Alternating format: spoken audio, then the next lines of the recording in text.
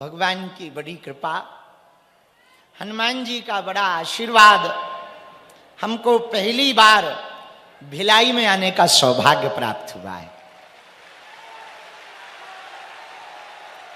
वेद विद्या की भूमि, शिक्षा की भूमि, उद्योग के लिए, स्टील प्लांट के लिए पूरे विश्व में जानी जाने वाली भूमि। सबसे ज्यादा आईआईटीएन कहीं से निकलते हैं? अपनी भिलाई से निकलते हैं। जहां सेक्टर 9 वाले हनुमान जी का चमत्कार है, भौरम देव की प्राचीनता की दिव्यता है, छत्तीसगढ़ महतारी का ममत्व है, रुखरनाथ महादेव का आशीर्वाद है, ऐसी भूमि हमारी भिलाई है। जहां विद्या है, बल है, बुद्धि है, वही हनुमान है। और हम बहुत खुश हैं कि हमें पहली बार भिलाई आने का सौभाग्य मिला। हमें पता नहीं था यहां भी इतने पागल हैं वरना हम पहले ही आ जाते। छत्तीसगढ़ से तो अपना पुराना नाता है, अपना बहुत पुराना नाता, इतना पुराना कि तुम सोच भी नहीं सकते। पूछो कैसे? राम जी की ननिहाल यही है तो अपनी भी तो है, इतना पुराना नाता है। और हम पर तो गुड़ियारी वाले हनुमान जी का बहुत आशीर्वाद है।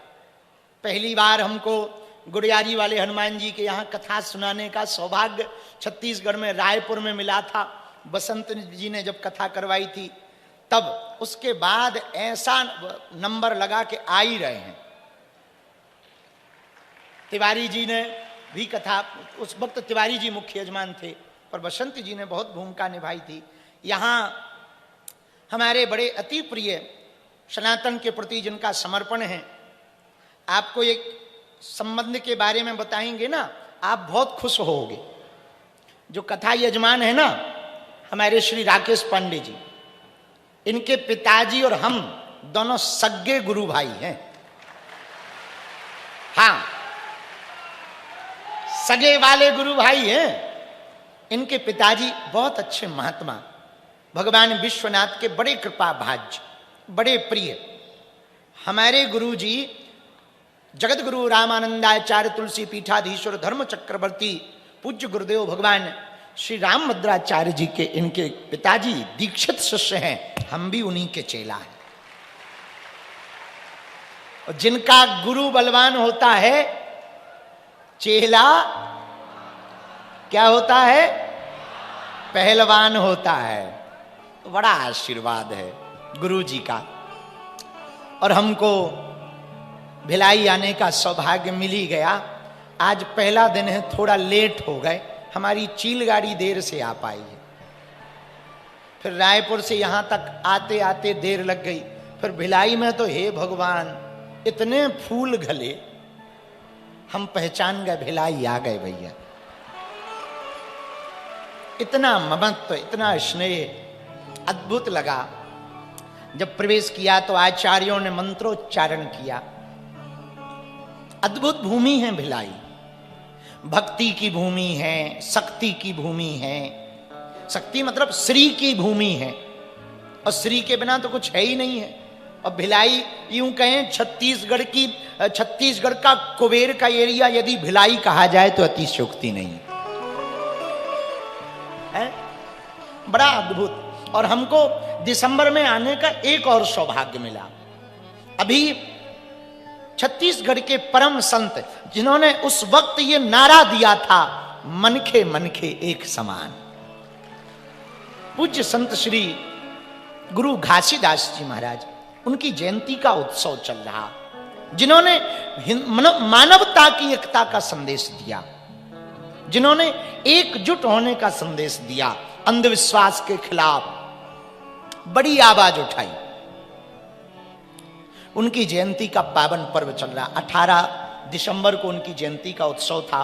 पूरे महीना ये क्रम चल रहा। हमने सोचा है एक दिन उनकी आरती मंच से की जाए। ऐसे संत जिन्होंने अभूतपूर्व कार्य किया, हमको इसी समय पर छत्तीसगढ़ आने का सौभाग्य मिला भैया। सभी विद्युत जनों के चरणों में, संत जनों के चरणों में, तीनों चारों पंडालों में दूर दूर तक जो खड़े हैं, आप जो बैठे हैं, आप सबके हृदय में जो राम जी हैं ना, उनको और आप लोगों को हम दंडवत प्रणाम कर रहे हैं, बहुत सीताराम कर रहे हैं। आपके हृदय में जो राम जी है ना, उनको खूब खूब प्रणाम कर रहे और एक चौपाई गाकर कह रहे, सिया राम मैं सब जग जानी, कराऊं प्रणाम जोर जोर।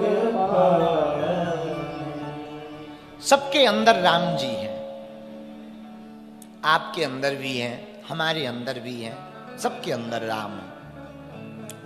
हम यहां से कुछ दिन पूर्व में 2-3 दिन पहले मुंबई में थे। वहां हमने हनुमान चालीसा पर कथा करना शुरू की।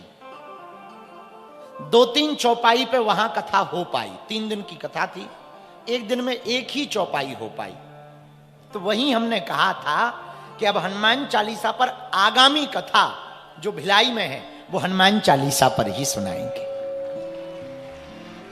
चालीसा सब गाते हैं, पर चालीसा को समझना बहुत आवश्यक है।